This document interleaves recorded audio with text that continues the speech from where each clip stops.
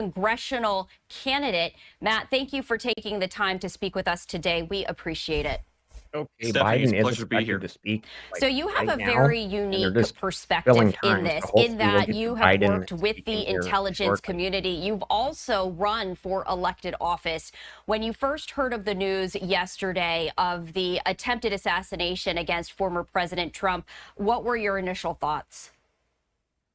Absolutely. Interestingly enough, I was watching it live as it unfolded, and it was by pure happenstance that happened. I had been to these sorts of events before, and in all honesty, I was about to turn the channel because they're in many ways, they are a show, if you will. I mean, they're very entertaining. President Trump certainly likes to rile up the crowd and get them excited to vote for him.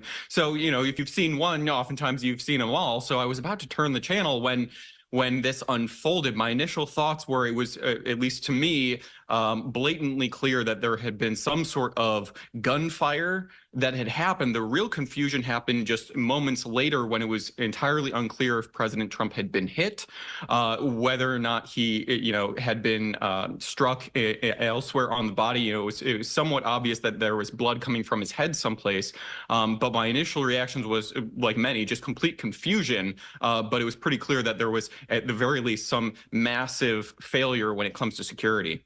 And let's talk about security. The intelligence agency, obviously monitors all of these events very closely, vetting any possible threat. There is extensive security before, during, after such events. It was From the wild to me that intelligence the Secret standpoint, can you Service did walk not us through have the that process route of how these covered in their agencies prepare for original these or types initial of details. rallies? Like, Absolutely. So, especially let me know your thoughts from on that in the chat. a Secret Service perspective, they're performing both an intelligence uh, uh, program as well as a law enforcement program as well. So they're a little bit dual-hatted in that regard. But the way that the Secret Service employs their defense system is it's a multi-tiered system. They call it the bubble. In other words, that there are multiple layers of security along the process, and the inner tier is the one that we see in the footage where the Secret Service agents come and they rush towards President Trump and they try to cover him. That is the closest tier of security, and these are the agents we see rushing to President Trump in the initial shots. The second,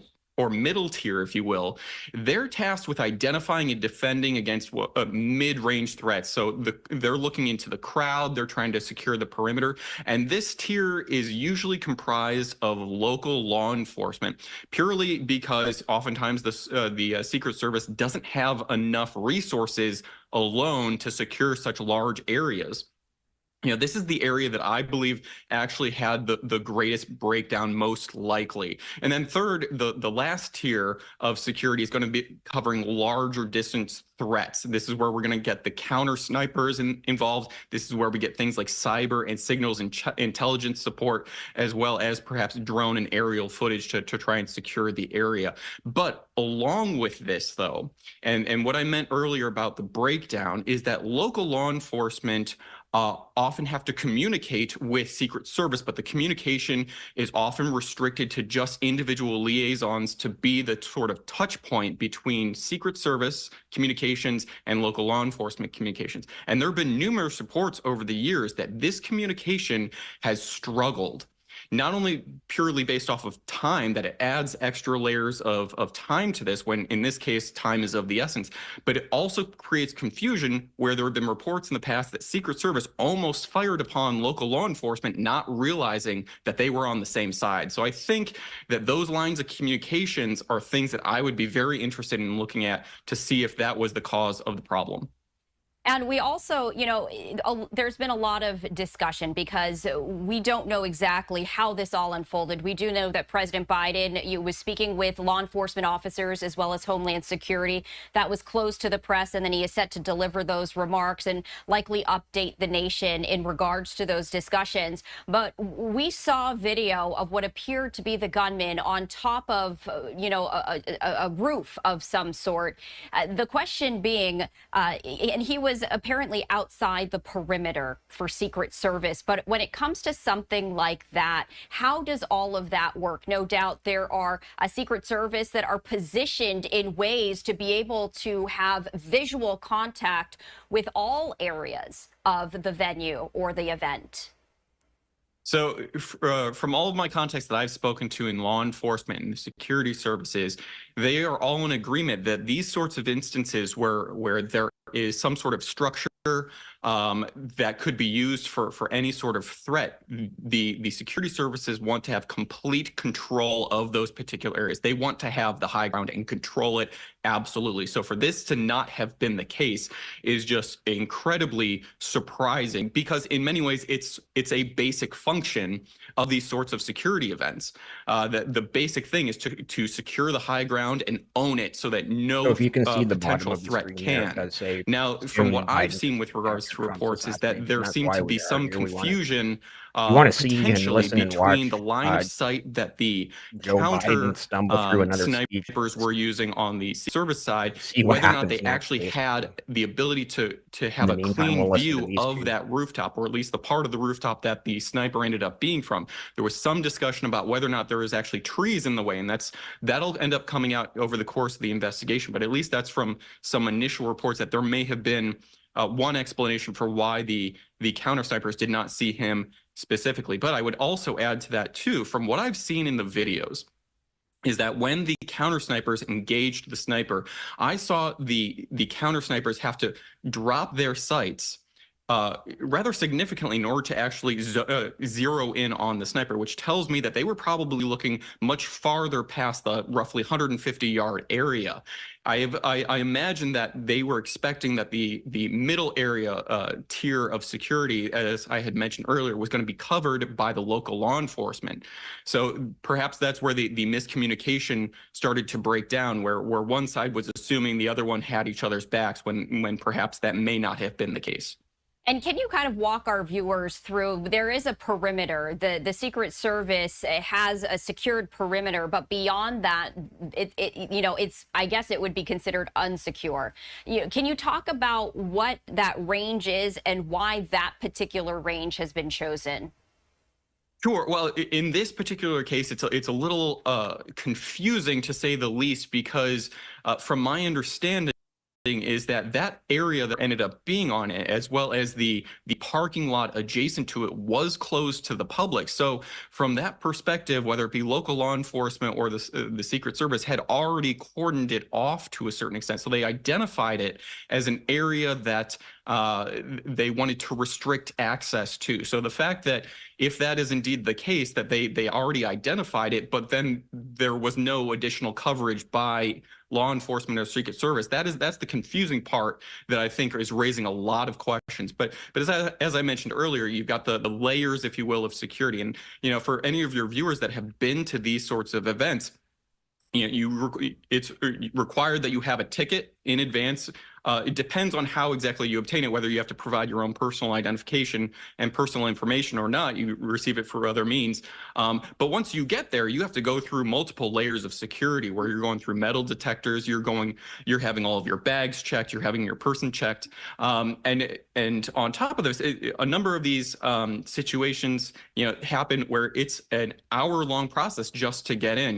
There were many reports of people had been in the area for hours before President Trump spoke. That is standard operating procedure for the way that these events tend to occur, is that they want to make sure that the people who are there are those that should be, and those who are just trying to exercise their political rights. So for this to be such what appears to be a basic failure Biden is raises now questions officially of, is 10 this minutes late. a He was supposed to larger go on at morale issue? Is there 1:30 rot that Eastern time, and it's has now crept 1:40 into any of Eastern these time. agencies, or was this just someone who was having a bad day and wasn't able to fulfill their duties on the job?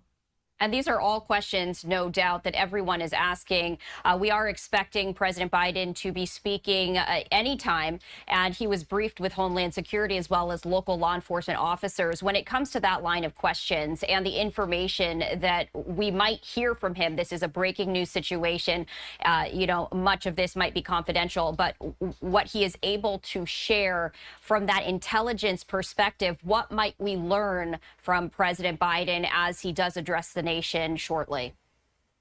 Well, I wouldn't expect too much of the information that President Biden is receiving, at least initially. I wouldn't expect it to be classified, let alone be a high level of class. I mean, this is an ongoing criminal investigation at this point, both on behalf of the FBI as well as local law enforcement is going to be investigating the deaths of the audience members that were unfortunately caught in the line of fire here. So there's a criminal investigation, so it's going to be sensitive information, but not necessarily classified. What I'm expecting President Biden to potentially shed light on is perhaps a little bit more information on who the shooter was, as well as whether or not any additional information from his own agencies is available.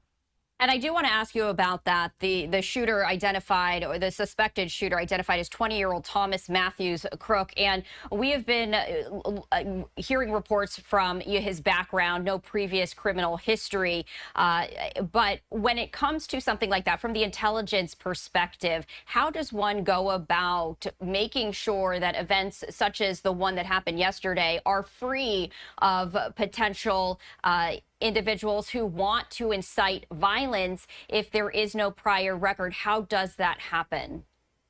Well, unfortunately, the Secret Service and law enforcement have to be right 100% of the time, and unfortunately, in these sorts of situations, bad actors only need to get lucky once.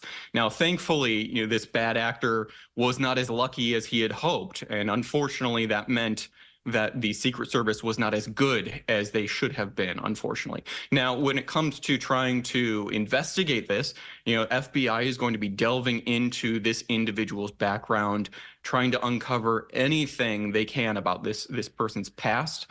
They're going to be looking at his schools. They're going to be looking at his social media posts for sure. They're going to be looking at anything that he searched online. They're going to try and paint a picture about what this individual's character was like. That's why they're discussing about trying to find a motive more than anything. Obviously, the most immediate motive is that he wanted to kill President Trump. But what was the underlying motive behind wanting to kill President Trump?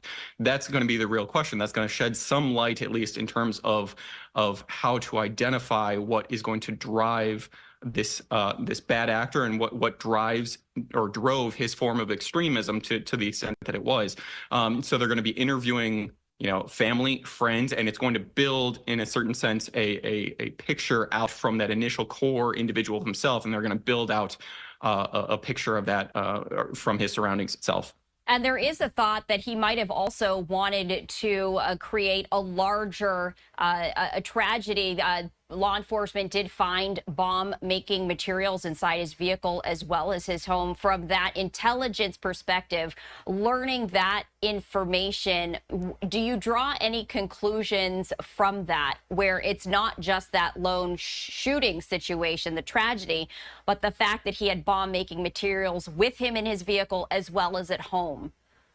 I'm actually not terribly surprised that he had bomb-making material. That seems to be, unfortunately, the modus operandi of these sorts of individuals is once they, this individual more than likely knew that this was a one-way trip that he was taking. He knew he was not coming back. So the fact that he had bomb-making materials, potentially had booby-trapped, whether it be his car or his home, that's still yet to be seen. But I'm not terribly surprised by that. What I was actually more interested in was over the course of the past 24 hours, thinking about some of the implications, especially from an intelligence perspective, about what this would do to the fabric of the country and what this would do internationally. Now, just from a political perspective, had President Trump not been as lucky as he absolutely was yesterday, President Trump has not announced presidential pick will be. Had President Trump Biden unfortunately is now been killed 15 yesterday, minutes it late. would have sent He was the supposed to be on Republican at Party and the 1:30 Republican Eastern convention time, into now absolute 1:45 chaos. Eastern time. Yeah, and let Somebody alone what sort of wake him up from reaction his that it would have nap. stoked amongst the American populace and President Trump supporters, whether or not there would have been emotional and potentially violent reactions to it. Who knows? But from an international perspective, I've been looking and seeing the reactions that various different heads of government around the world have been having. Most have been extraordinarily sympathetic, including, surprisingly, Venezuela's president, who has not been too terribly kind to the United States over the past 15 years or so.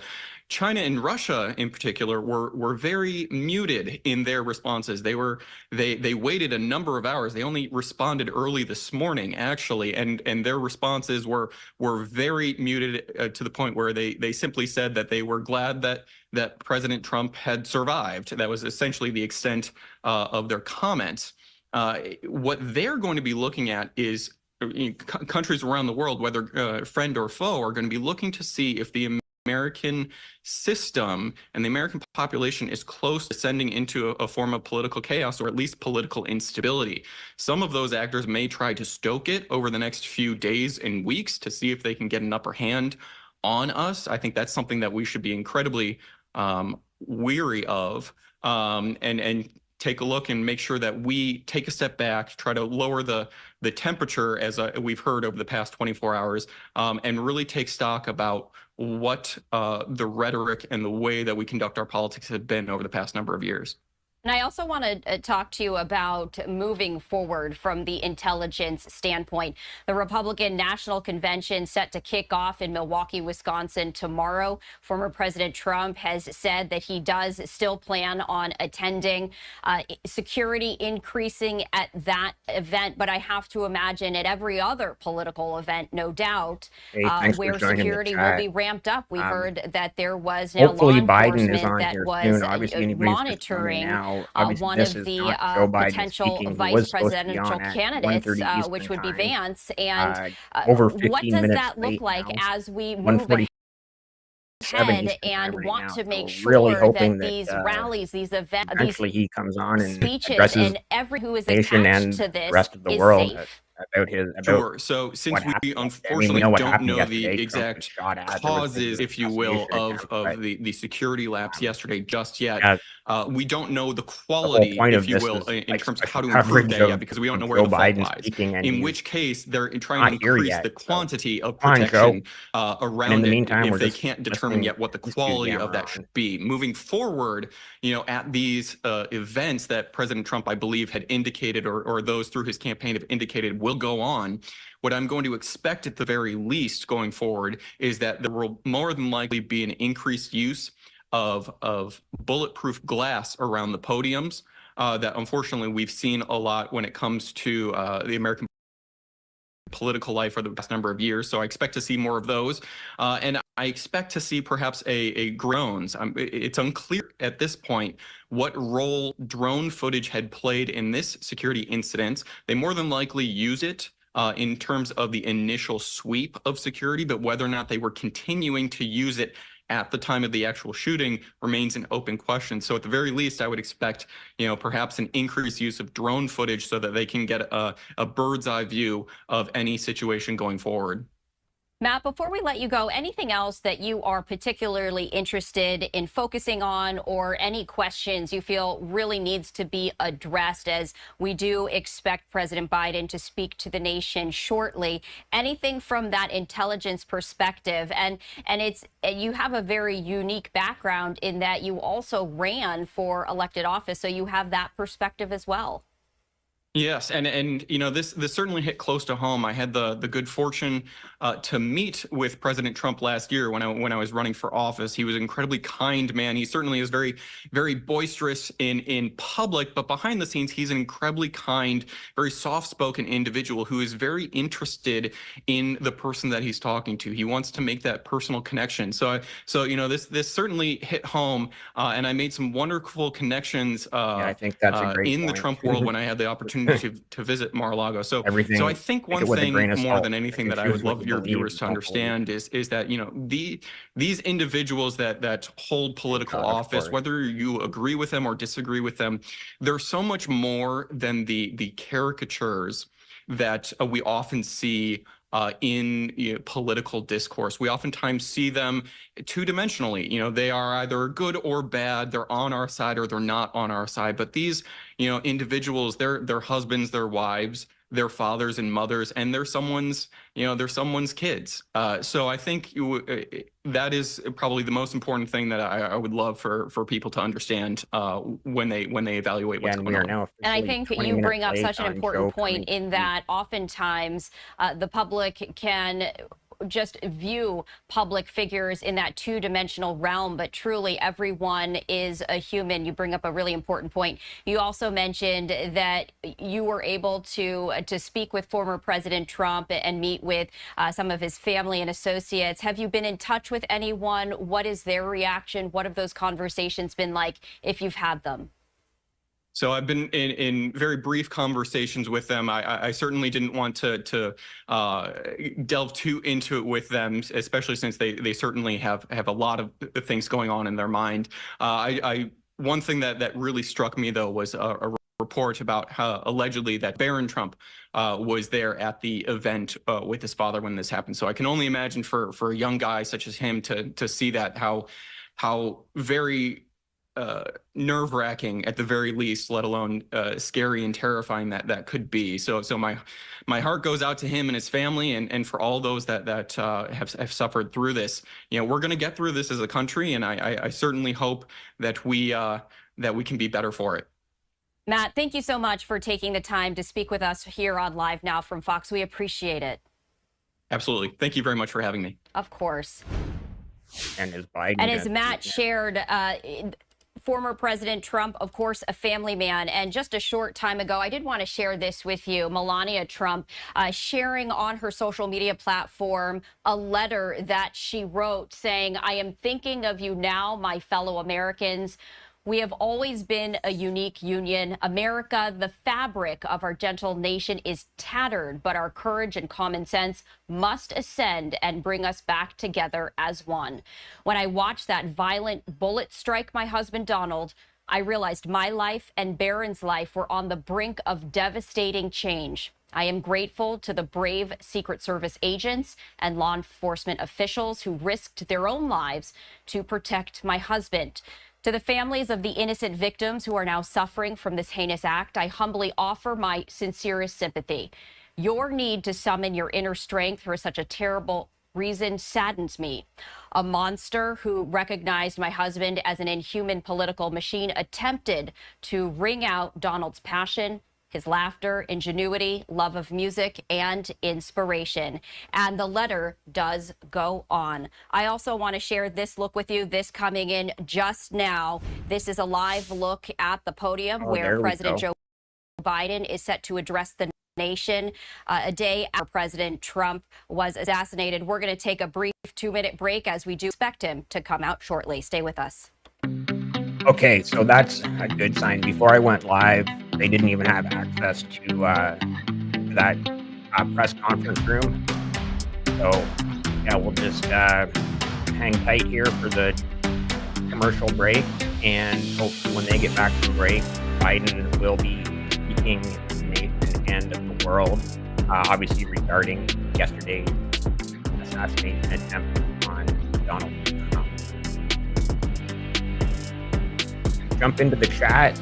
Let me know your thoughts. I know a lot's gone on this weekend. It was pretty crazy yesterday afternoon. Twitter absolutely was just blowing up, obviously as soon as it happened. And yeah, it was unreal, obviously. Right?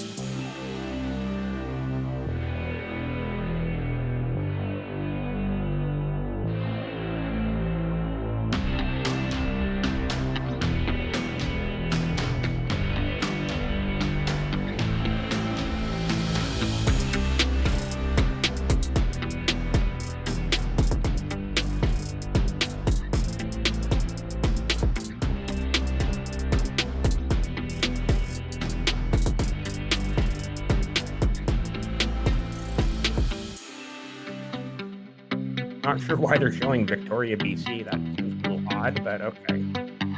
Victoria is a beautiful city. I've been there a couple times.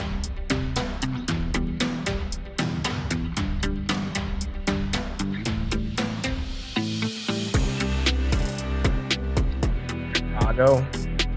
The only time I've been to Chicago is once I had a connecting flight at O'Hare. So that's not really officially going to Chicago. It's landing at the airport and leaving.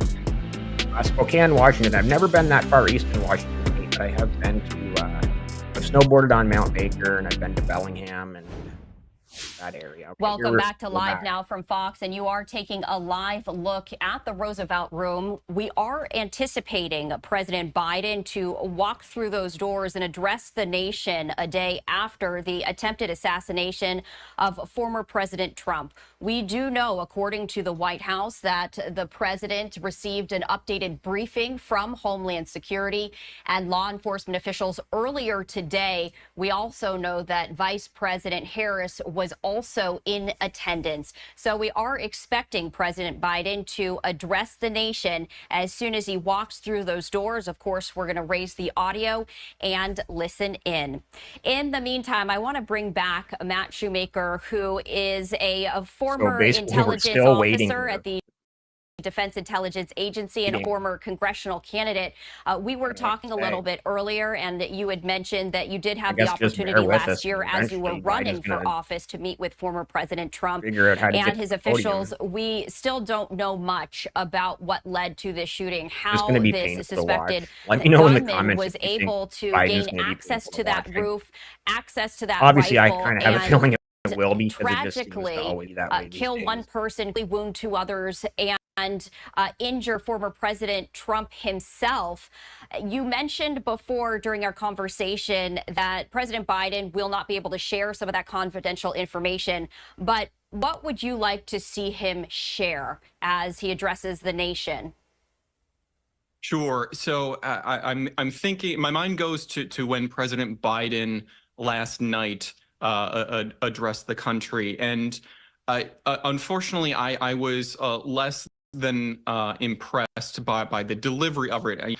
There's been a lot of talk over the past 2 weeks about him becoming increasingly frail and increasingly obviously frail. And unfortunately, that is the impression that I got yesterday. He seemed rather flustered. He seemed caught off guard. And, you know, for good or for ill, you know, I noted that it had been almost 2 hours since the attempted assassination had happened by the time that President Biden came out.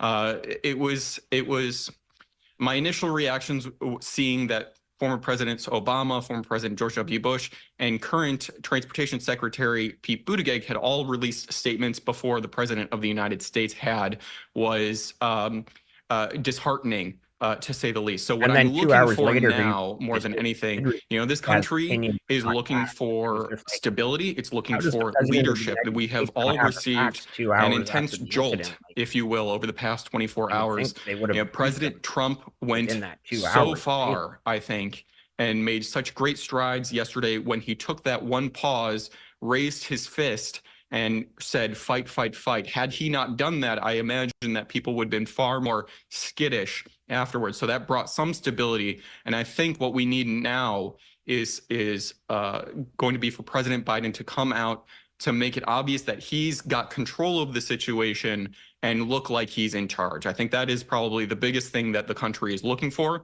The actual information that's probably going to come out, I'm not expecting too terribly much, to be quite honest.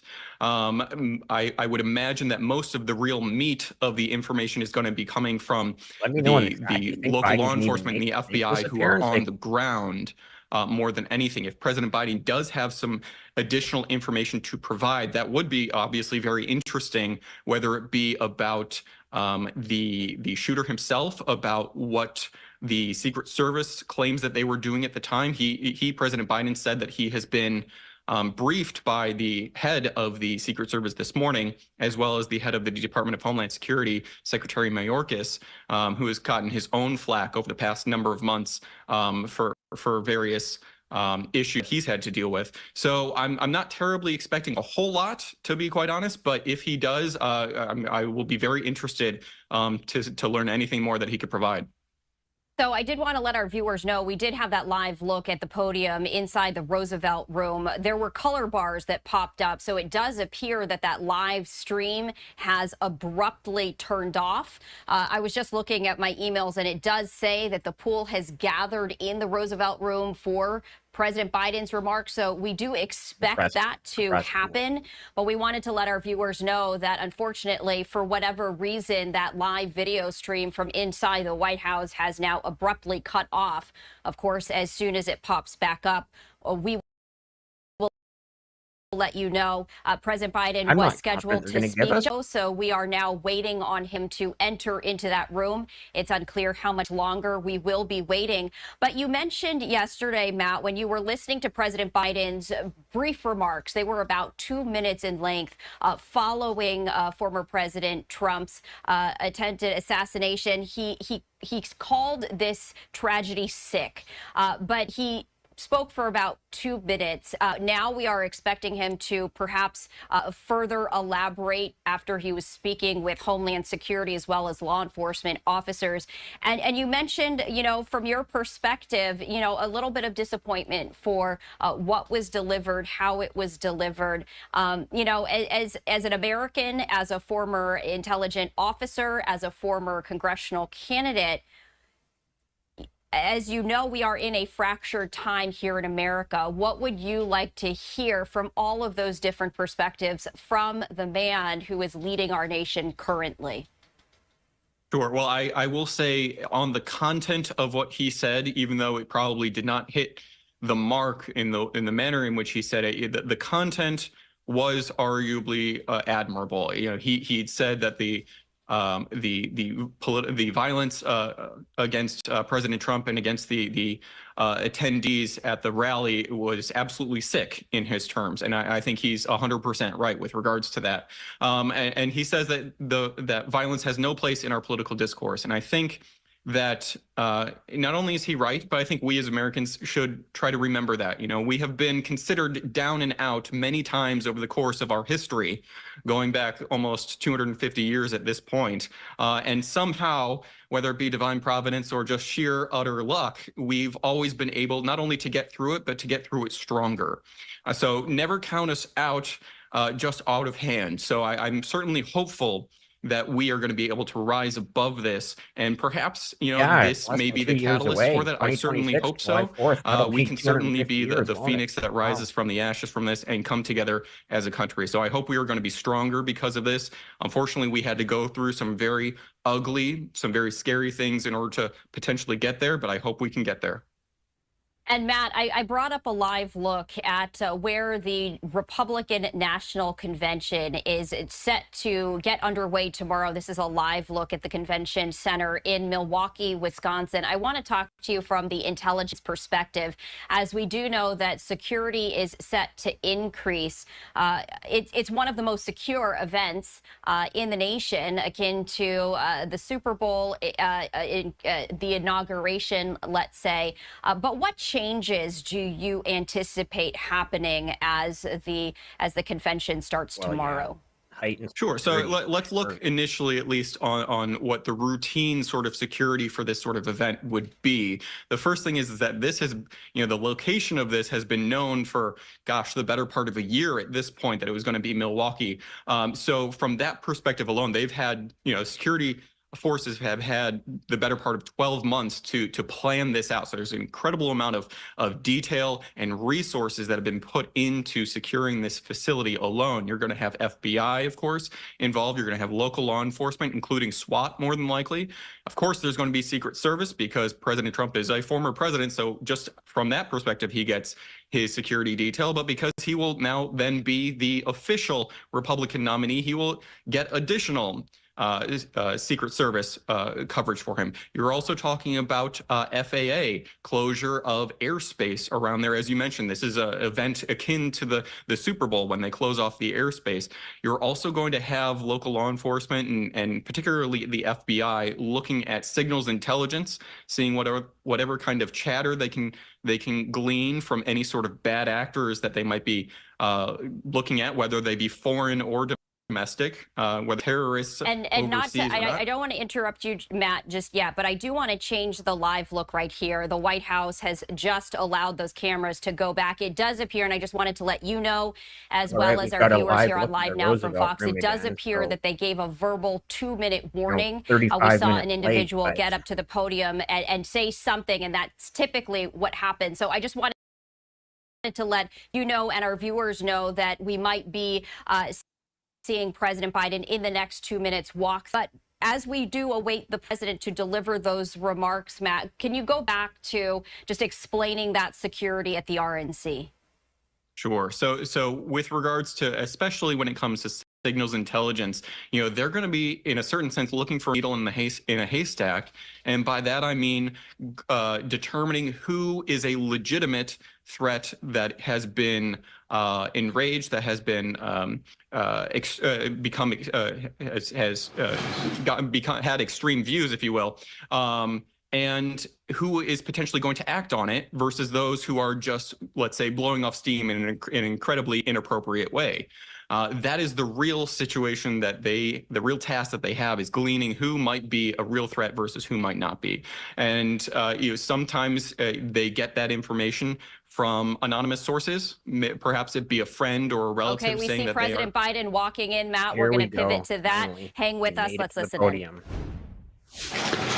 Good afternoon. Last night, how painful was this going to be? I spoke with Donald Trump.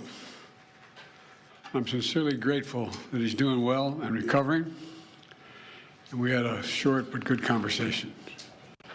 Jill and I are keeping him and his family in our prayers.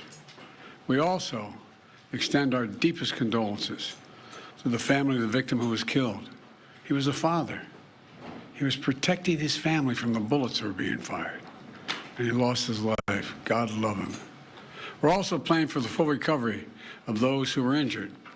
And we're grateful to the Secret Service agents and other law enforcement agencies and individuals who risked their lives literally for our nation. As I said last night, there is no place in America for this kind of violence, or any violence for that matter. An assassination attempt is contrary to everything we stand for as a nation, everything. It's not who we are as a nation. It's not America. And we cannot allow this to happen. Unity is the most elusive goal of all, but nothing is important than that right now, unity. We'll debate and we'll disagree. That's not going to change, but we're going to not lose sight of the fact who we are as Americans. Look, Vice President Harris and I were just briefed in the Situation Room by my Homeland Security team, including the Director of the FBI, the Secretary of Homeland Security, the Attorney General, the Director of the Secret Service, Security Advisor, the National Security Advisor, and we're going to continue to be briefed. The FBI is leading this investigation, which is still in its early stages. We don't yet have any information about the motive of the shooter. We know who he is. I urge everyone, please, don't make assumptions about his motives or his affiliations. Let the FBI do their job and their partner agencies do their job. I'm instructed that this investigation be thorough and swift, and the investigators will have every resource they need to get this done. Look, as this investigation continues, here's what we're going to do. First, Mr. Trump, as a former president and nominee of the Republican Party, already receives a heightened level of security. And I've been consistent in my direction to the Secret Service to provide him with every resource, capability, and protective measure necessary to ensure his continued safety.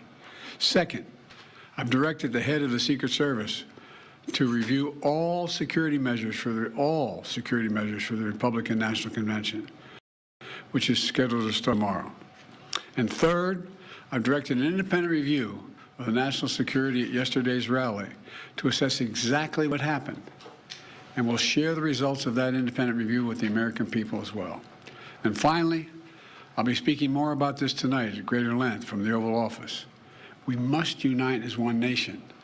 We must unite as one nation to demonstrate who we are.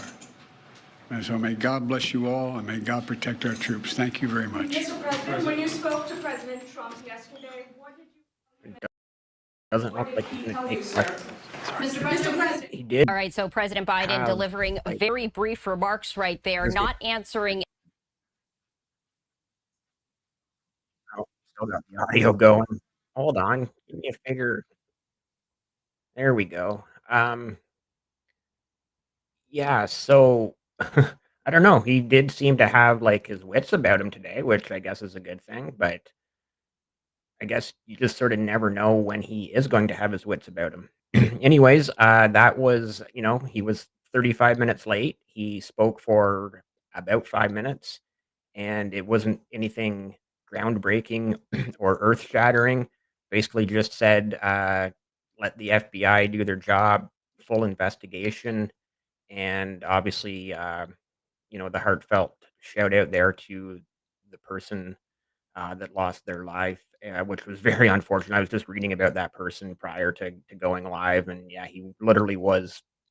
It was a post from his daughter, and it was like, if you can find it, it'll bring a tear to your eye. She was explaining how he was literally jumping in front of the bullets to save her and her mother. It was crazy. Anyway, on that note, we will end the live stream. Thank you so much for joining this special coverage here on the Passive Income Podcast. I know we don't usually cover politics, but obviously this is pretty big news this weekend with the assassination attempt on President Donald Trump, former President Donald Trump, and probably future President Donald Trump. All right, everyone.